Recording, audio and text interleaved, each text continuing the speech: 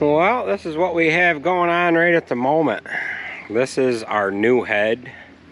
If you recall a couple of videos ago, we ended up having the head, our original head went down into the first couple of days of chopping, and I decided to buy a new one.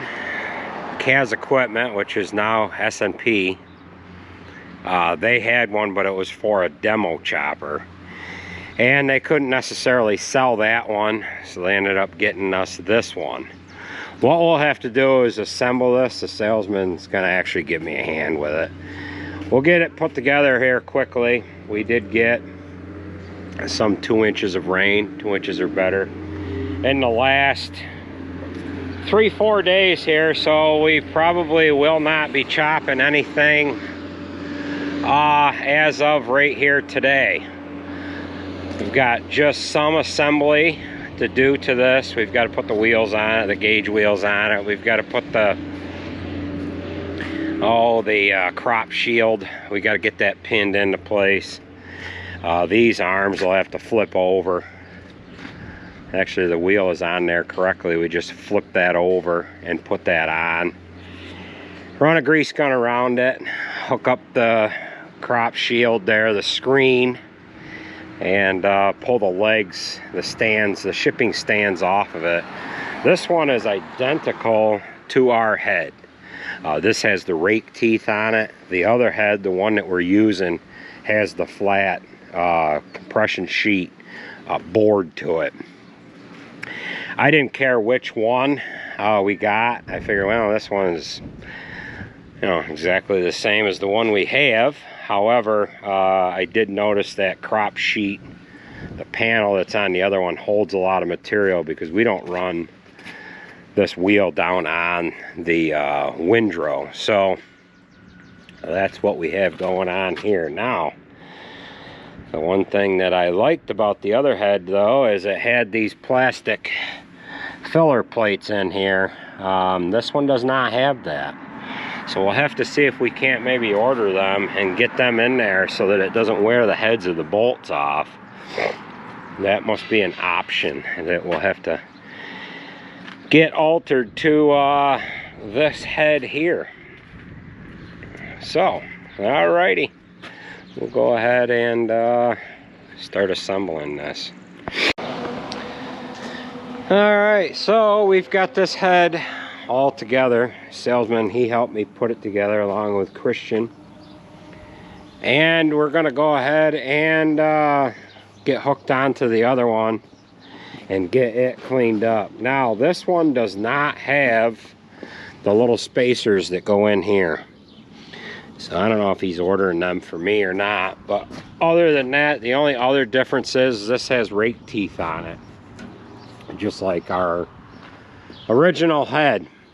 So we'll get this compression sheet down, get unhooked from this head, and then we're going to get hooked onto this one, and we're going to get it washed. This has a flat board here instead of the actual rake teeth.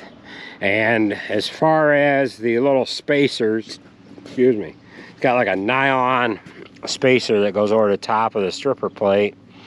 And what that does is it protects the head of the bolt, keeps the head of the bolt from wearing out. That one has only got one step on there. This one has got two, one on each side. However, I don't use the step anyways. I go down over the front of the tire, stand on here to undo the lock for the head, and then go from there. So we'll go ahead and get this cleaned up for him, get it loaded on a trailer, and we'll get it back over to him. John Deere does have a new head out. It's a 46R, and that is 14 foot 8 inches wide. This one is 13 foot 1. That 46R head is about $20,000 more, and I didn't want anything any wider than this head here. The wider head works good for guys that don't know how to merge and they leave wide windrows for you, but the rolling dips and whatever that we have, we might be doing a lot more scalping with the wider head than we would with the narrow one. So that's a question that I'm probably going to get from the professionals, like, you should have bought a 46R. They are coming out with a narrower version of the 46R. The 46R does not have a floating auger. It's got a larger auger, 6 rows of pickup teeth instead of 4.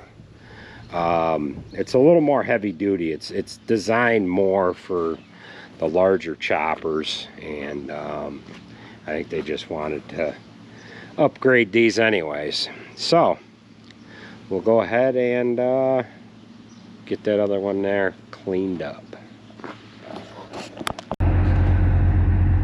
Well, we are now into the following day.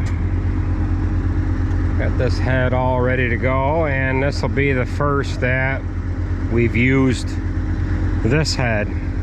Now this head is like 400 and some units older than the other one. That might be the reasoning why it doesn't have these nylon pieces in there that are on top of the stripper plate, but everything else is the same, other than this one doesn't have the step on the right hand side, which the only thing I use this step for on the left hand side is when I come down to take that coupler apart and undo the head. I come down over the front tire, jump down in there, and then jump out. So other than that, it is what it is. So as soon as the truck gets here, we'll get chopping.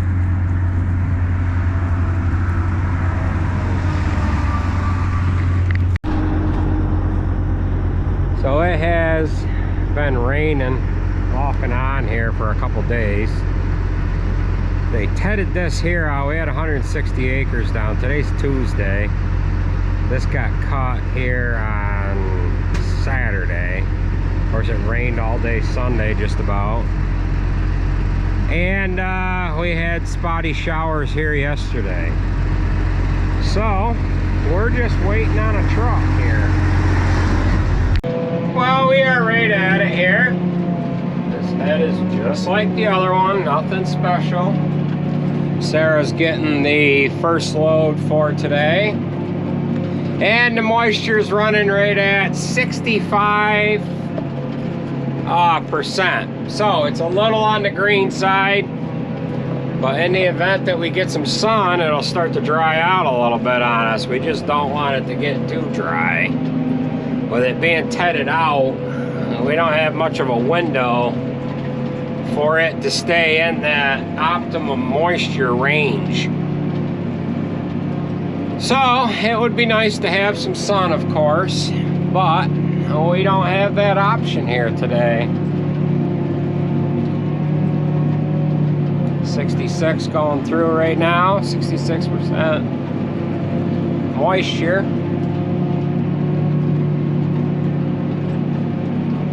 And the ground conditions are a little greasy.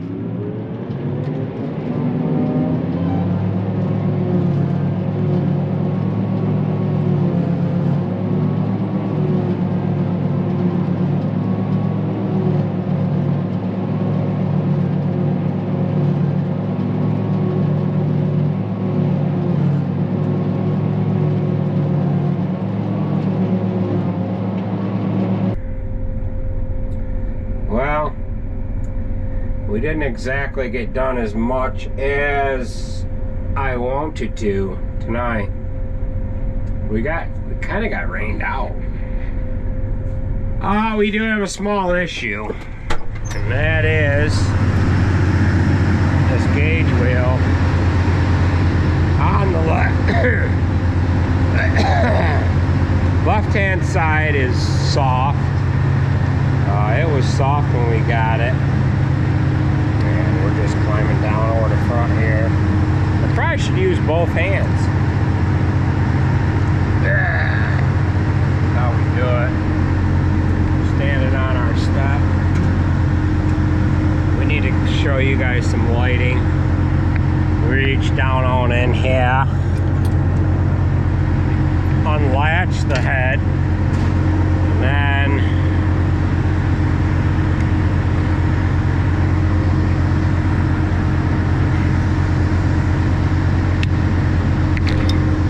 undo our faster coupler for the hydraulic drive on the head. The hydraulic drive does the, what does the hydraulic drive do? Well, it runs the head. I guess the hydraulic motor runs the whole head. Runs the auger and it runs the teeth. I forget if there's two motors in there or not, but at any rate, that's what it is. So we'll put this guy up in here, and then we'll jump on out of here like this, because us fat guys, we can't exactly fit between here with these big tires. These are, what are they, 900s? I believe they're 900s. They had the little dinky tires on here, you could get in there. So we need to put our jacks down on each side. We're gonna pull this off. The problem I had, well, this tire needs some air. We're gonna put some sealant in there. But the problem I had was I had some wet material in there, and I plugged the transition chute, so I had to crawl underneath it to unplug it. But prior to that, I got a message saying that our sharpening door is screwed up. What happened was, when that area plugged, it brought all that material around, it pushed the door open, and now the door doesn't want to come down where it needs to come down to correctly. Now, I wanted to buy a Milwaukee air compressor, and I didn't. I do have the air compressor on the chopper, but all it has is a blowgun on it, and I don't want to just bring an attachment over for the air hose and have it not work. So what we're going to do is we're going to take that tire off. We're going to take the head off. We're going to back away from it. We're going to clean the sharpening door out. We're going to put the head back on, lift it up, pull that tire off. We're going to take the tire home with us. Blow it up, put some sealant in it, blow it up, and then put it back on here tomorrow. It's just misting. I don't think it's going to shut us down for tomorrow, but it made it just greasy enough tonight that we were making a mess of the field, and I didn't want to continue with that. So let's go ahead and get this off of there. Clean our door out. We'll show you what that mess looks like, and then we'll put the head back on, get it filling with fuel. While it's filling with fuel, we'll take that wheel off, and we can take that home and get some wind into it. All right. Okay, so we have the head removed, and what we need to do is dig into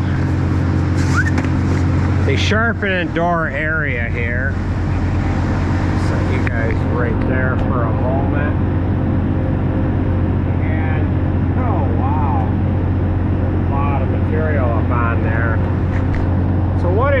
happened was I actually engaged the head with the when I engaged the head, it had some material in it. I was dealing with stuff that was guys that were talking on the radio and on the phone at the same time, and I wasn't paying attention. And what it did is it lodged that material into the cutter head, and I didn't have enough RPMs. It didn't make it to the blower, and then when it didn't make it to the blower, well, it brought that material back around, and I had no place for it to go. So what it did is it forced the sharpening door, which is right here, it forced that open. And when it forced it open, it pushed all the material up into here, and then of course, with the door slightly open, it allowed all of this material to just kind of ever so gently pack itself in there even more than what it is. So we were chopping some stuff that was right at around 70%. You can see that it's kind of keeping its shape and form once I crimp it together. We don't want to chop that stuff. That's why we quit. So we'll clean this out, and then get our wheel off of our head. But our knives are in real nice shape. Everything is very nice and clean in here. Nothing is gummed up, and our knife drum is nice and clean. That is the beauty with chopping stuff that is a little on the wet side. It's not too awful good for the cow's gut, but it is great for the chopper, which makes it a little easier to chop as well. So let's go ahead and dig this out here. Alright, so we've got this area cleaned out. I put a little penetrating oil on the chain. There's a motor on this side here, and that runs that chain back and forth. It advances the stone over this side, hits against this paw advances that wheel, it ratchets the stone down. So I don't want to sharpen the knives tonight, but what I want to do is I want to run these knives in reverse. So what we're going to do is we're going to let that stone just sweep across without actually advancing the stone. It's just going to go across it 4 or 5 times. That's what I'm going to set it to. It'll spin that out of there. We'll let this chain lube up, and then we'll let it sit for tonight. The knives are in pretty good shape. They really do not need to be sharpened. So let's go ahead and do that, and then get the head picked back up, get our tire off. We can take that home and put some wind in it.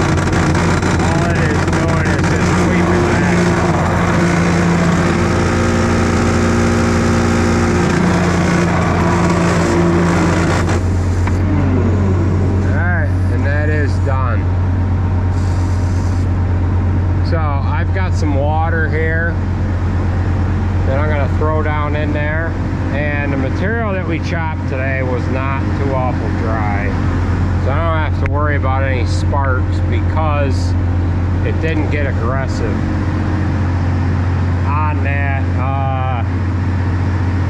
The sharpening stone didn't get aggressive. So let's go ahead and pick this head up and get that wheel off of there. Alright, so we have the head all on there. And some of you are probably saying, why don't you just use the air compressor on the chopper? And yeah, so that's what we're going to do.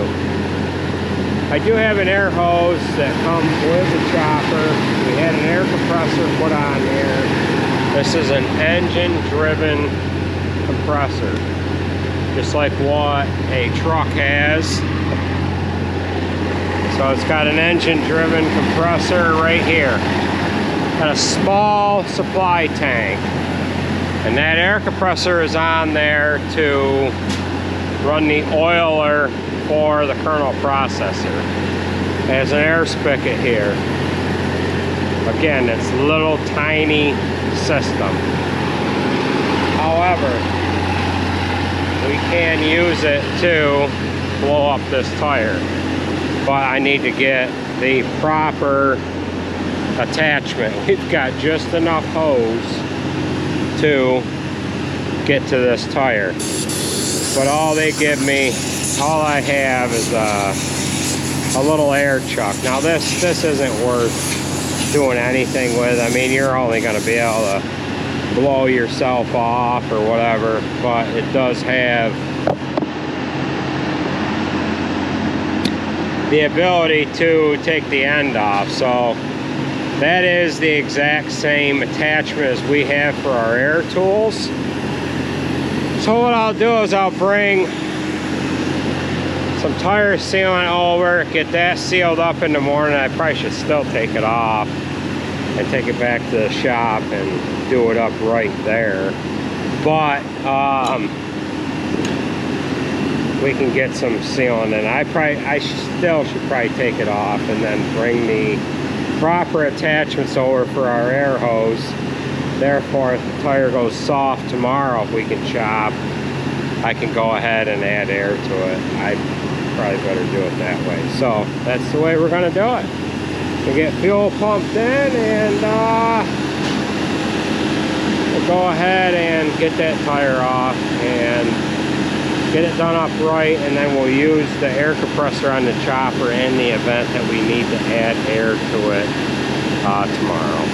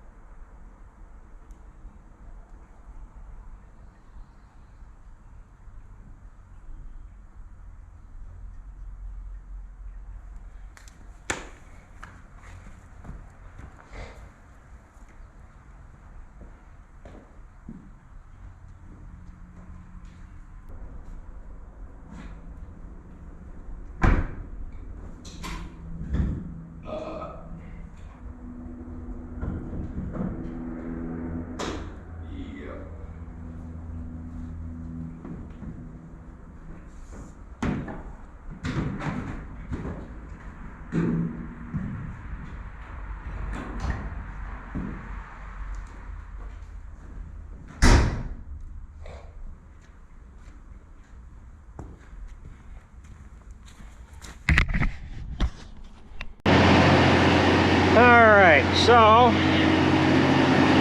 it is the following day, and we got this tire at home, put air in it, and it was on, I guess it was this side here, this little branded mark right here it was leaking right there out of this little spot. So I dismounted the tire, we put a patch on there, blew it back up, and I actually filled it with Fix-It Flat as well. So we'll go ahead and get that on here, and then we're going to start chopping. It's about 4 o'clock. The sun hasn't only been out for about an hour and a half. And we are late going here because we haven't had any sun. We actually put flotation and traction tires on 7 trucks this morning. So we had our hands full, along with goofing around with that. We had to monkey with this tire, and I did not video nothing.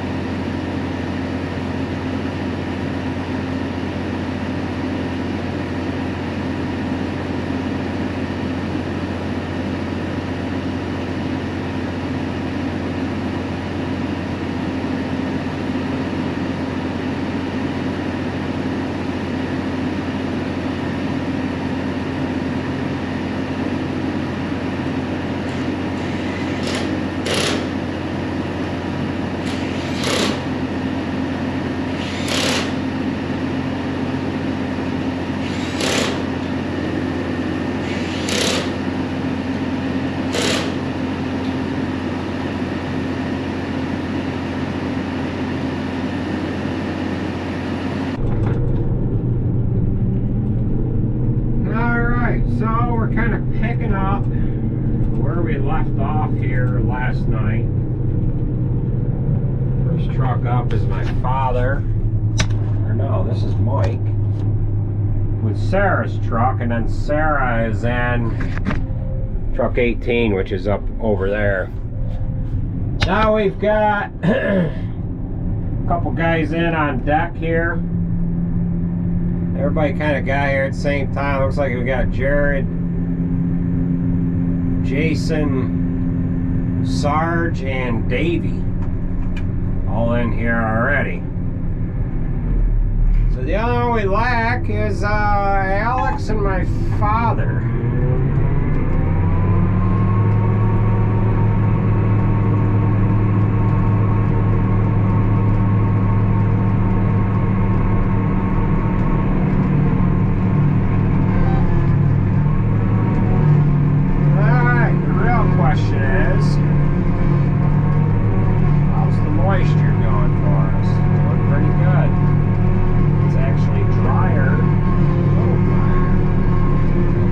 Say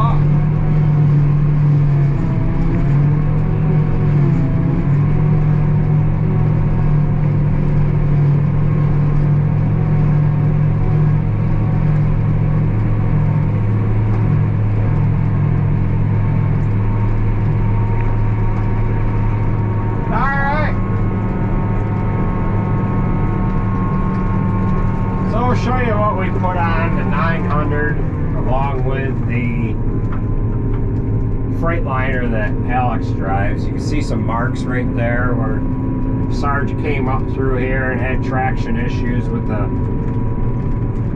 Western Star. He spun quite a little, and I hated seeing that, but it is what it is. So we'll join up with you guys a little later on. Looks like Jared's on deck. We'll show you what he's got on for tires. He's got something a little different than what's on these other trucks here. I don't know if you can see. You've all seen these flotation tires. They're on Alliance 331. They're tractor treads. I know I'm going to get guys asking, what size you running? Well, they're 740 22.5.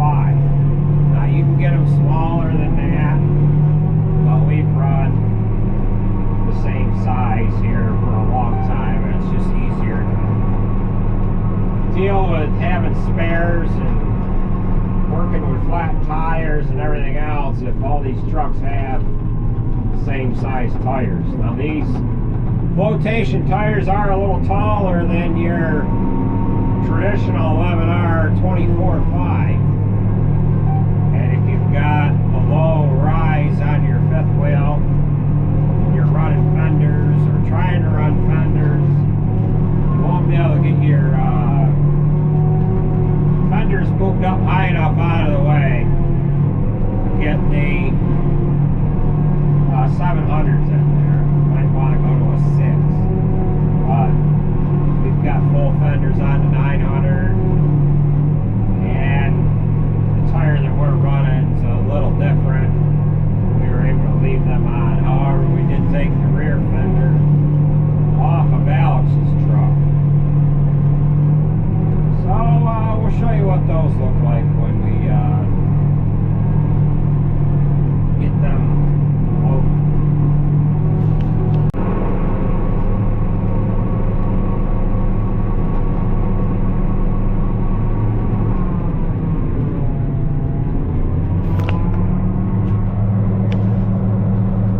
Jared's up on deck here, and I don't know if you'll be able to see his tires that awful well, but what he's got on there is a 315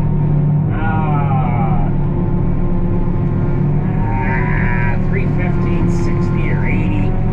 They're 22.5s, and then they have skid steer tread on them. The idea of them is they give you some flotation because they're a 315. They're quite a bit wider, and they come quite a bit closer together, and they give you a little bit of flotation. They also give you a little bit of traction, a little bit more than a standard tire. But however, they are not as good as the Alliance 331s. Nothing can match those. However, the Alliance 331s don't like to carry weight, heavy weight that is, and they will also get hot on longer hauls, and you run into an issue where you stretch the belts out in them 331s, and you can blow those. They say not to run them 331 flotation tires any faster than about 45 on the road, and that's usually when you run into trouble with them going too fast. They balloon out, stretch out, and then when you need all that extra strength to the tire, when it's loaded, it blows out. So that's what happens to those.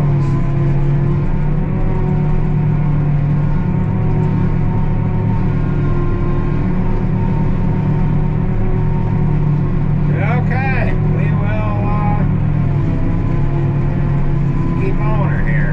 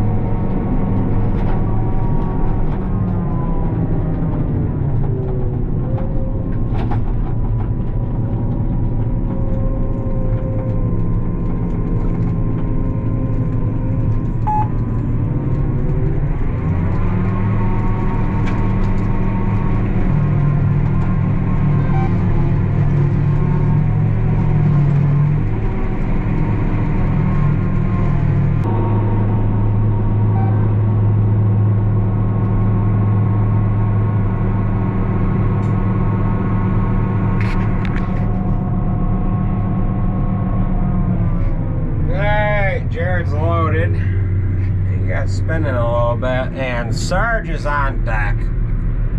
Sarge has... Am I loaded? Yeah. Sarge has 331s.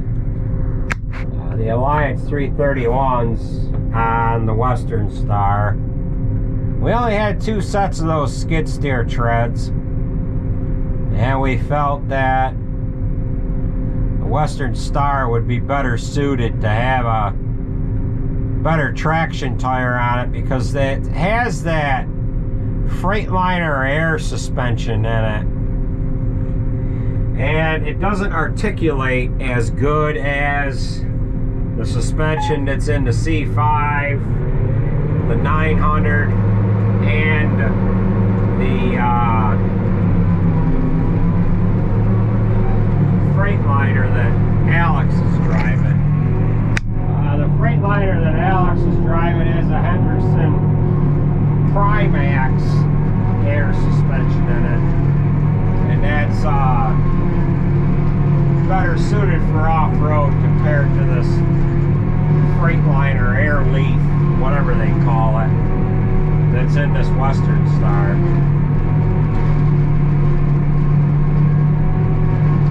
So we'll have to see how we like those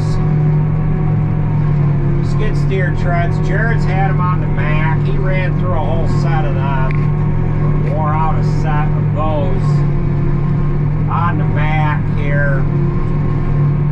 Oh, the first go around that we had of those, but that truck's a little different. It's got a Camelback suspension in it with a real short wheelbase, and it likes to get around real good anyways. He's also had trash hauler tread on that before, and that's done really well. So this is the first that we've tried the skid steer tread. They might be better to put on a 10-wheeler where you're not pulling as much weight behind you or whatever like that. Truck 9 and Truck 18 that we have, they get around real good. They got a Henderson HLN suspension in those, and those articulate really well. All of our trucks have full locking rears. In other words, we can, not only can we lock the power divider in, but we can lock the front and the rear axle. The only truck we can't do that on is the 01 Freightliner, the red one, and that Truck 8. Those are the only 2 that don't have lockers.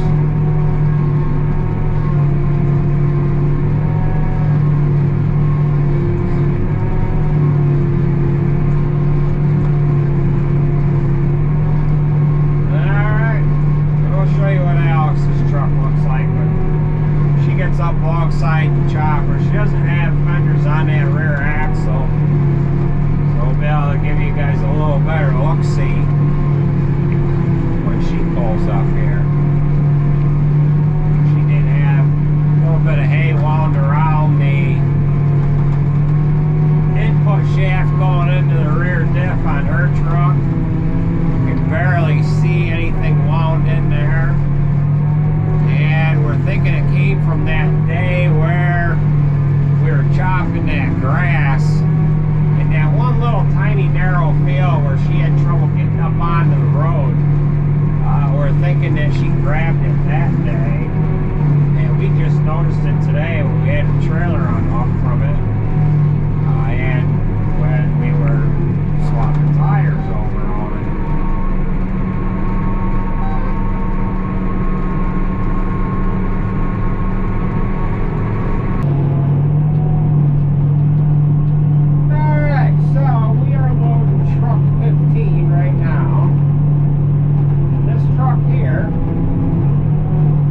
Has the oldest box on it that I built.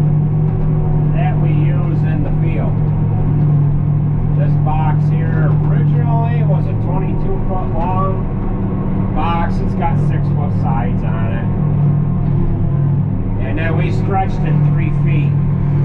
We cut it about 2 foot from the front. We cut it, moved the front ahead 3 feet, put a 3-foot chunk in it, welded everything back together. Now this truck, we moved feed with it all winter long, and we're now back to using the John Deere truck. This truck here is an 01 Paystar 5600i. Those of you that see it, you'll know what we're talking about. But you can drop a comment down below if you see the object in the screen here. Won't be able to load the cab shield. That'll be enough of a hint for you. So this is the oldest box that we're using in the field. And next truck up is truck 9. That's got the newest one on it that we've built here for Oregon Family Dairy. Now this truck 9, we did not put flotation tires on it. We have 3 sets left to put on, and we'll hold off on putting them on this. We're thinking Davey's gonna be able to get around pretty good. But that truck that we just loaded, that's an 01 Paystar. And we bought that truck as more or less a rolling chassis. I'll see if I can put some pictures in of what that truck looked like when we bought it. That truck 6, there was another one as well. That one in truck 6, there's some other trucks around the neighborhood, all came from an oil field company. And when we bought that, it originally had a C16 in it from the factory. That company, when they decided to sell a fleet, a small number of their trucks from their fleet, they pulled the engine and transmission out of it. So we bought it with no engine, no transmission, and we ended up using the engine and transmission that came out of truck 13 that Jared rolled over about 8 months after we put that truck together. So it's got an MBN, it's got an MBN C15 in it. And that's a good running hog there. We have one of them NZ, what the heck do you call them? C15s. That MBN will walk all over that NZ, whatever the heck it is. But yeah. So we ended up putting the engine and transmission in from 13. So, small little story there. So we'll keep on chopping here.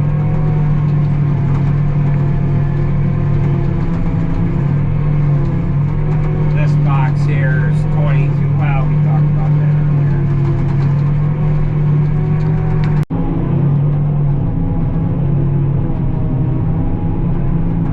Well, we're loading up Sarah right now, and she's just about loaded. She's loaded. Can you look at this before I get loaded? What you got wrong there? I don't know. I just want to make sure it's okay. Okay.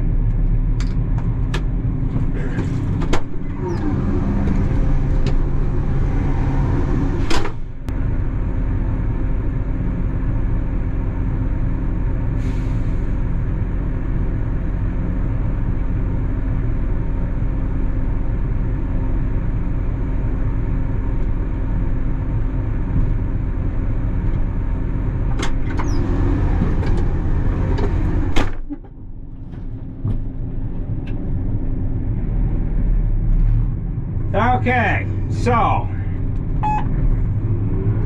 Alex just wanted me to double check that to make sure she knew what she was looking at. She had some hay get wound around the rear pinion seal, and she didn't know it. We didn't know it either. And she just wanted to make it wasn't leaking. We took it all apart here earlier today after we put tires on it. We pulled the drive shaft off, pulled the yoke out, dug all the hay out of it, which it was just grassy crap, and put it back together, and it's good. It's not leaking, so that's what we want. So you guys got the sun right in your eyes, so we'll wait until we're going back the other way, and we'll kind of show you what these tires look like, and then when we get done tonight, we'll give you a little walk around on them. I can tell you they don't have the traction that the 331 Alliances do, but they are a great tire for both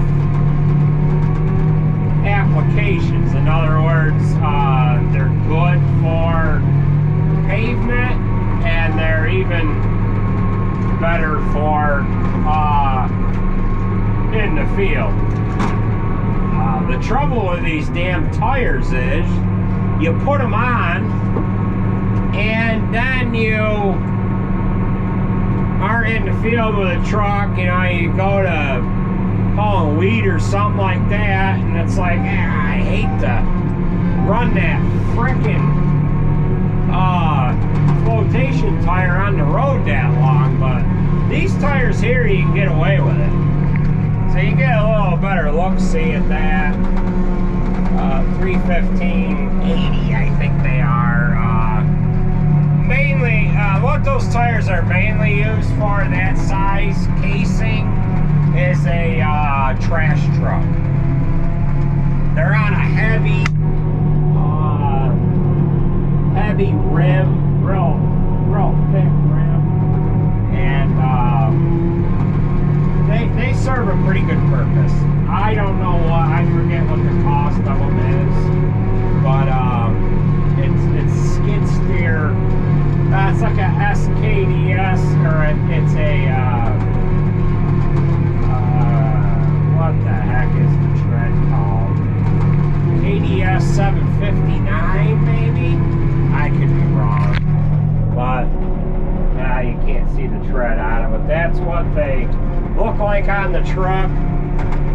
They're not any taller than an 11R 24.5, and as you can see, they fit underneath that fender. We took the rear fender off just because we had trouble getting the original tires off of the chassis, so we took those off. We don't really need them on there right now anyway. So we're gonna keep at it here. We'll touch base with you when we get done tonight, and yeah. All right, folks.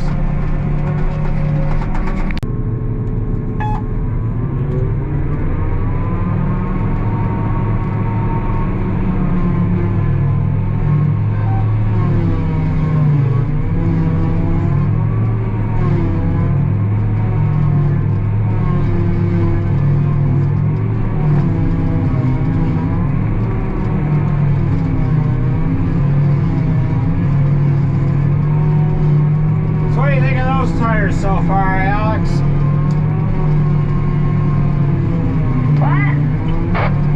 What do you think of those tires so far, Alex? They definitely make the cab shake a little bit more going down the road. You are driving a freight shaker. Do they make a lot of noise on the road? Yeah, they do.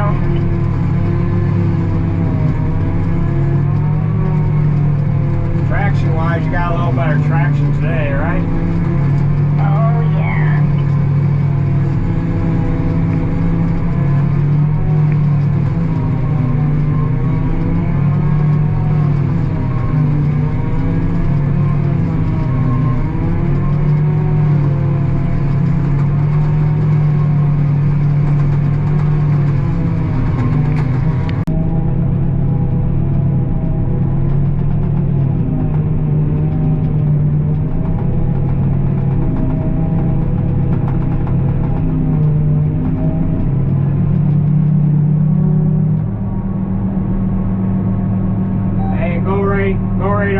across the headland, or don't go to the headland, go right across the field right now, Alex.